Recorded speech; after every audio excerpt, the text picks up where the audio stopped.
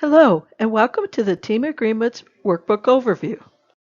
So what happens when you have people from different backgrounds, different values, different perspectives working together in the same room for 6 to 8 hours? You guessed it. There are bound to be disagreements. And if you're anything like me when I was a preschool director, often you would come in and do your best to put out those fires. Sometimes I would get so frustrated and angry, I would just want to pull my hair out, run out the door, scream, "I quit," and run for the hills. That was until I developed the process called team agreements. Once I put this into place, I had teaching teams going back to work and working through their disagreements, and I was able to get back to my work as well. The purpose of this short video is to demonstrate how the team agreement process works, as well as to show you how the workbook can support your efforts in reducing common disagreements among the adults in the classroom. So the team agreement process is made up of 3 steps that administrators can use to help teaching teams work through their common disagreements, challenges, and concerns.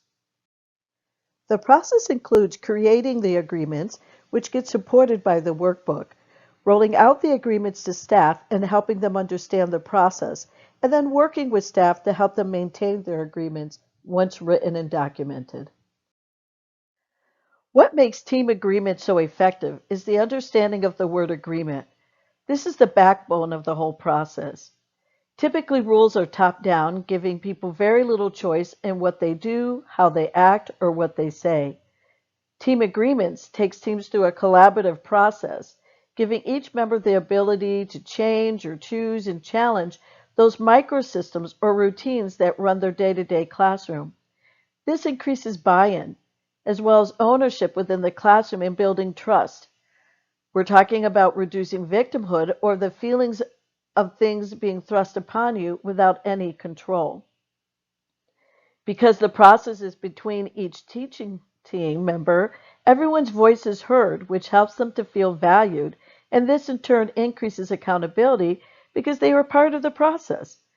And because the process is proactive, there's no blaming or being cast in the role of the bad guy. Furthermore, because each routine gets clarified, everyone understands their roles and responsibilities. There's very little to no guesswork. The clarity reduces the tension because everyone understands what they're supposed to do when and where, and this in turn reduces administrative workload because we're not running around going back and forth helping teams figure out what the tasks look like within their individual rooms. This also reduces overall HR issues, as again, everyone has a clear understanding of what is expected of them. Last but not least, there's very little to no financial investment. Administrators can use the template and the free resources to build out their agreements, or for a very small one-time cost, buy the workbook per class, which in turn reduces time and effort.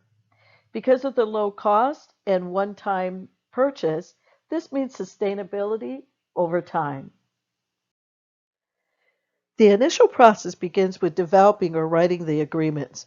We always start with the purpose of the process as well as the core values of the organization. From there, we decide which topics or categories we want the teaching teams to work through. And then within each of the categories and topics, we include expectations and best practices, as well as considerations and question prompts to help staff think about what makes up each of their microsystems or classroom routines. We then end each agreement by asking the teams to capture or document their agreements so they can be referred to later as needed. We use the introduction to set the stage. This helps staff to understand why they are going through the process, as well as expectations in terms of how the teams are to participate. We also include the organization's core values or program-wide expectations. This reminds everyone of the vision and sets everyone in the same direction. To the right and bottom of the slide, you can see how the workbook is set up. To the right and top of the slide, you can see a finished example. This slide includes a list of sample categories or topics. The list was generated based on common disagreements that staff often run across. The workbook is customizable, giving you the ability to delete and add topics as necessary. You can learn more about this by watching the short workbook features video. Once a category or topic has been selected, we want to include expectations and considerations. The expectations talk about best practices as defined by NAEYC and other educational organizations. The considerations section includes question prompts that take teaching teams through a thought process for helping them determine what makes up their classroom routine. The workbook allows you to customize the question prompts by adding, deleting, or writing in your own. You can hear more about this in the workbook short features video. The last part of each agreement is the documentation in order to ensure accountability. The workbook provides open text boxes or tables for staff to write down and capture their discussion.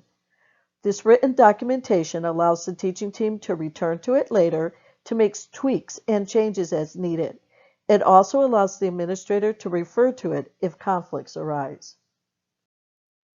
Now that the workbook is complete, it is ready to roll out to staff. And because we're talking about a communication process and a conflict resolution process, you can consider implementation or rollout part of leadership training. And there is a lot of ways to do this. Implementation can be done at the beginning of the year to set the stage for the coming school year. It can be done throughout the year as time allows, and over concurrent years by starting with 2 to 3 categories and then adding additional categories as each year comes about. The workbook can be done with all staff or just a few when problems occur. And once it's set up, teaching teams can be given the workbook to work through on their own. We know that it's not a matter of if agreements get broken, but when. So the last part of the process is set up to help staff and administration maintain the agreements once they are documented. Once complete, the workbook is a great place to go back and refer to. By having the agreements written, staff have the opportunity to go back and change or tweak the specific agreement that's not clear or one that needs more detail. It also allows administration to reiterate expectations and help staff explore any beliefs or biases that might be getting in the way. Here at Team Agreements, we know that your time is very valuable, so we encourage you to check out the workbook's short features video and don't hesitate to contact us with any questions.